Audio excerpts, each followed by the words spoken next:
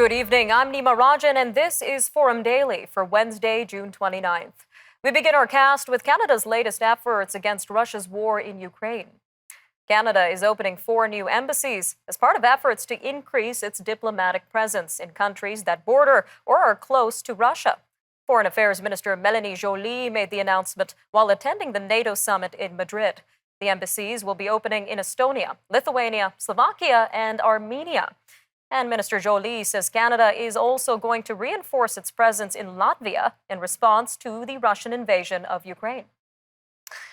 Moving to the inquiry examining the use of the Emergencies Act to end the Freedom Convoy protest in February. The federal government has agreed to provide sensitive cabinet documents to the inquiry. The Public Order Emergency Commission says the government has committed to not claim cabinet privilege over the documents, which Prime Minister Justin Trudeau and his ministers considered in the decision. The act took hold more than 3 weeks into the truckers' protests, which paralyzed Ottawa's downtown and erupted at some border crossings as well. While in Ontario, the jury in a coroner's inquest says the province should formally declare intimate partner violence an epidemic. The inquest was looking into the deaths of 3 women murdered by their former partner. The jury laid out 86 recommendations to prevent similar tragedies. Most of them were directed at the provincial government, but some were aimed at the federal government, including a recommendation to add the term femicide to the criminal code. The inquest examined the circumstances surrounding the 2015 deaths of Carol Culleton, Anastasia Kuzik, and Natalie Warmerdam. On the West Coast, 3 Sonic, BC police officers are still in the hospital, 2 recovering from surgery after a gunfight outside a local bank.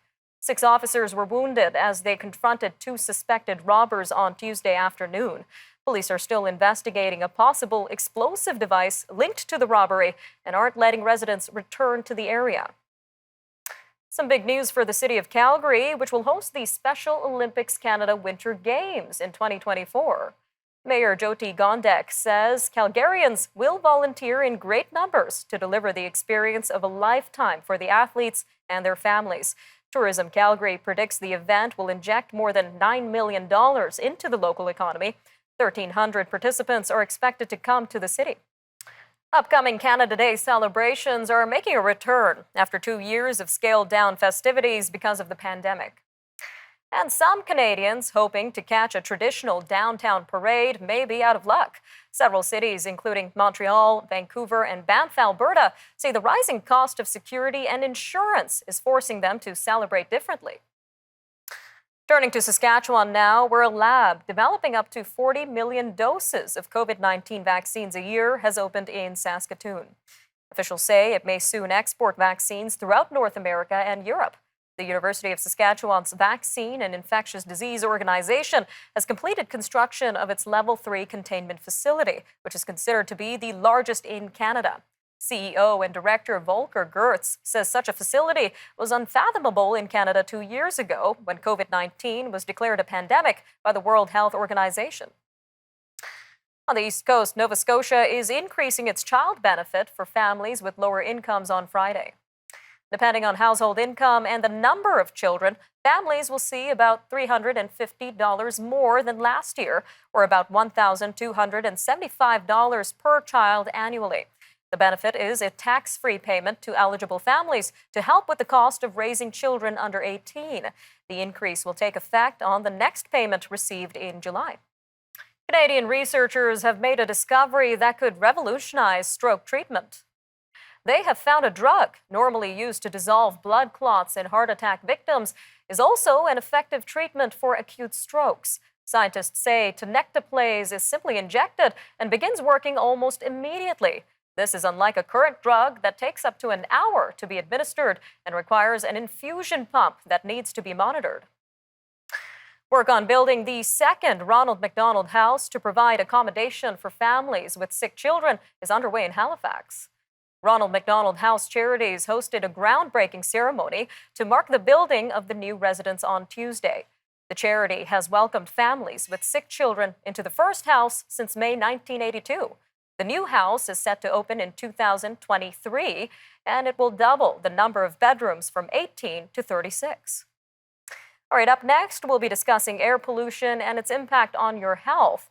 In the meantime, be sure to check out our website, thenewsforum.ca, or follow us on our social media handles. We're available on Facebook, Instagram, TikTok recently, and Twitter, so be sure to check out those channels. And we'll be right back after a short break on Forum Daily. We'll see you soon.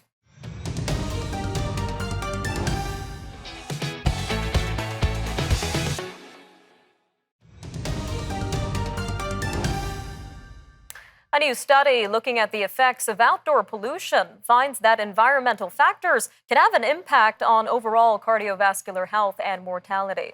The study, published in PLOS One, looked at multi-ethnic cohorts of over 50,000 participants, and they tracked how environmental exposures like smoke and dust affected cardiovascular outcomes. Researchers found that people exposed to high levels of outdoor air pollution were 17% more likely to die from heart disease and 20% more likely to die from other causes. The team determined that the burden of heart disease attributed to indoor and outdoor pollution was equivalent to the burden of cardiovascular disease linked to smoking tobacco. Well, joining us now to talk more about the effects of air pollution on your overall health is Dr. Abhishek Raut, Medical Director at Appletree Medical Group. Dr. Raut, welcome back to Forum Daily. Great to be here. So let's start with what qualifies as outdoor and indoor air pollution, Dr. Raut. Right. So looking from a global view, indoor air pollution is really caused by burning solid fuel sources like firewood, crop waste, and dung for cooking and heating. Burning of these types of fuels, especially in poorer households, is what results in the air pollution that leads to a lot of respiratory illnesses that cause premature death. So the WHO really looks at indoor air pollution as the single largest environmental health risk. We can compare that, though, with outdoor pollution. Common sources of outdoor air pollution are emissions, combustion processes from motor vehicles, and solid fuel burning and industry as well. Smoke from bushfires, wind-blown dust, and a lot of emissions from vegetation like pollen and mold spores all play a role here. Most commonly in the outdoors, we see things like nitrogen dioxide, carbon monoxide, and sulfur dioxide as well. Well, from the sounds of this, Dr. Raut, we are surrounded with some sort of air pollution. Now, what really stood out to me in this study is that researchers say the combination of indoor and outdoor air pollution has the same risks toward cardiovascular health as smoking tobacco. So should Canadians be concerned about this? I think we should look at the study and make our own concerns based on where we are. Now, most biomass fuels such as wood or dung without a chimney were 36% more likely to experience cardiovascular related death. Those who use kerosene fuel without a chimney were 19% more likely to experience cardiovascular mortality. So the question really is, are Canadians at risk for these statistics? An interesting Canadian statistic from StatCan is that 1 in 5 Canadians responded yes to burning wood indoors. So burning wood without a chimney or some area for the smoke to go is always a concern for cardiovascular and respiratory morbidities. So what are some key things that people can look out for to identify if they're currently dealing with some sort of air pollution other than the burning of wood? I mean, that's a great question. In Canada, we're lucky because the government of Canada does monitor and posts the Air Quality Health Index, which is basically a summary of local conditions, forecasts of wildfire smoke, and health risks and pollutants. The easiest way to look at that is basically just go to your browser and type in Air Quality Health Index and your location. And typically, you'll get a good summary of your local pollution levels and what you need to watch out for. So how concerned should Canadians be, Dr. Raut? Should they consider potentially moving out of a region that has high air pollution levels? So what we do know is in countries like Canada, we spend about 90% of our time indoors. So indoor air pollution is a bigger concern for us rather than a lot of the external environments. Having said that, things like indoor filtration and cleaning systems can make a huge impact there. And if you do spend the majority of your time outdoors, yes, there is that increased risk of outdoor air pollution. And yes, in that degree, maybe the higher risk for you would be better off with a relocation from a hazardous environment. But for most people, I think looking at other approaches would be better. All right, Dr. Raut, we've got about a minute left here, but let's switch gears to smoking itself. We know there are a lot of risks associated with smoking cigarette products, but we're seeing a rise in vaping products. So what kind of dangers are associated with vaping, Dr. Raut? Right. So what we do know is that vaping is less harmful than smoking, but it's not safe. Regular tobacco cigarettes can contain almost 7,000 different chemicals, most of which are toxic. There's no doubt that vaping exposes you to far less toxic chemicals. However, having said that, there has been outbreaks of lung injuries and deaths with vaping. In 2020, the CDC had confirmed almost 3,000 cases of e-cigarette vaping-induced lung injury, or EVALI, and almost 68 deaths associated with that. Research is also showing that vaping is bad for your heart and lungs because nicotine is still a toxic substance. And then finally, what we do know is electronic cigarettes, by using nicotine, is still just as addictive as regular cigarettes and as other chemicals such as heroin or cocaine. All right, Dr. Raut, thank you again for another informative interview. Okay, thanks so much. We'll be right back.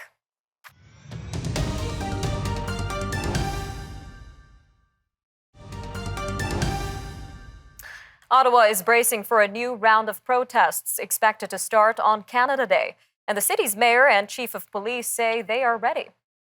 Ottawa Mayor Jim Watson and interim police chief Steve Bell say security plans have been drawn up to allow for safe celebrations on Friday. Even though the threat of protests looms over the festivities, the city has been the scene of several large demonstrations. This comes after supporters of the Freedom Convoy occupied the downtown core for 3 weeks in January and February. Well, joining us now to give us his insight into the Freedom Convoy protest and what Canada Day in the capital may look like is Dr. Joao Velloso, an associate professor at the University of Ottawa's Faculty of Law. He has expertise in the policing of protesters and mass events. Dr. Velloso, welcome back to Forum Daily. Hello. So, sir, let's start with this. How did the Freedom Convoy impact the city of Ottawa and the citizens in particular? Oh, it impacts in different ways. Most of downtown was shut down during the February month. So they shut like the main shopping mall in the city with lots of revenues in the millions of dollars. It's all impact residents and people working in the downtown area. In some of the streets, everything was blocked and people could not actually leave their house with their cars because it was impossible to move. And that's why there was a class action suit on the $300 million. And how many large demonstrations have been held at the Capitol ever since? We had lots of demonstrations in Ottawa. So the issue is that the large thing, like for instance, there was the war in Ukraine. So there has been demonstrations in front of the Russian embassy. Like since then, some of them are large, but not in the same scales of the Freedom Convoy. In terms of really large disrupting, we can fairly argue that the only one we had in Ottawa was the Rolling Thunder protest, so the bikers convoy that we had about 2 months ago. And in terms of the Freedom Convoy occupation, it caught the attention of the world and our politicians as well. So do you think this result has maybe emboldened protesters to conduct further occupations or potentially large protests at the Capitol moving forward?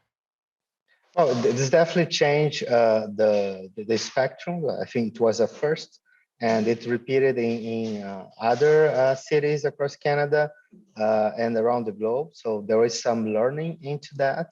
And I really doubt, based on how the police react to the Rolling Thunder convoy, that this is going to happen again. So in the last kind of major protest, let's say, the police didn't really allow them to occupy an area. They actually issue a lot of parking tickets. They issue over 700 in 2 days, which was more tickets issued than the first protest. So like in 2 days, they use more bylaws and other municipal regulations than in the whole month of February. So would you say concerns around another occupation at the Capitol are realistic, or do you think Ottawa is prepared? More likely, it's not going to happen in the same terms. So they're not going to be allowed into the city and park through the city like it happened the end of January. Police was quite clear, and also by law, officers in the city that they would use municipal regulations, and they would really approach this more seriously than the first time. And we know officials are expecting a larger Canada Day celebration this year. How do you expect planned demonstrations to impact the overall festivities and police response? Well, Heritage Canada was probably smart enough to dissociate Canada Day celebrations from Parliamentary Hill. So the events are not going to occur in front of the Parliament. So they moved this to about like almost 2 kilometers from that, which is close enough, but also distant enough to facilitate police. So basically, like the festivities of Canada Day are going to not happen in the area of protests. So the most securized area in terms of avoiding further occupation is going to be around the parliamentary precinct, and the celebrations are not going to be there. Some protesters already moved activities that were planned to be in front of the Supreme Court. They're going to go to a nearby park in the Sandy Hill neighborhood, which is kind of roughly 2 kilometers on the opposite side, which is far further away from the celebrations of Canada Day.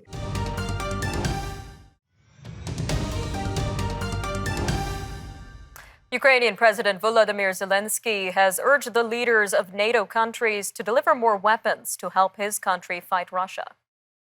Mr. Zelensky virtually spoke to the leaders at the NATO meeting in Madrid. He asked for more weapons, including more modern artillery systems. If Russia were to cross into NATO territory, it would trigger an all-out international war.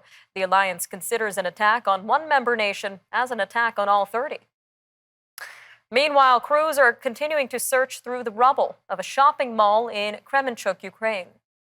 This is where 20 people are still missing after a Russian airstrike leveled the building. City officials have declared 3 days of mourning. The blast was so powerful, relatives may not be able to recover any trace of their loved ones' remains. Along with the 18 people killed, investigators found fragments of 8 more bodies. A Mexican government official says most of the 53 migrants found dead in a truck in the Texas heat were from Mexico. The head of Mexico's National Immigration Institute said Wednesday that 27 of the victims were from Mexico, 14 were from Honduras, 7 were from Guatemala, and 2 were from El Salvador. Efforts to identify the dead are being complicated by a lack of identification documents, the need to share fingerprint data across borders, and even stolen IDs. This comes as families in these countries worry that their loved ones could be among them. More tragedy among migrants seeking a better life has been reported in the Mediterranean. An international charity says a flimsy rubber boat collapsed and sank in the Mediterranean Sea off Libya's coast. This left at least 30 people, including women and children, missing and feared dead. It marked the latest tragedy at sea involving migrants seeking to come to Europe. The vessel sank in the deadly central Mediterranean sea route. That's according to Doctors Without Borders on Wednesday. A rescue ship reached the boat on Monday, and it managed to rescue dozens of migrants, including some women.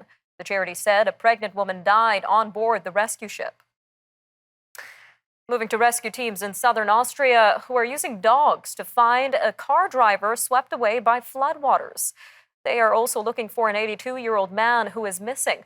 Authorities declared a civil emergency after some villages were cut off by mudslides and flooding following heavy rainfall.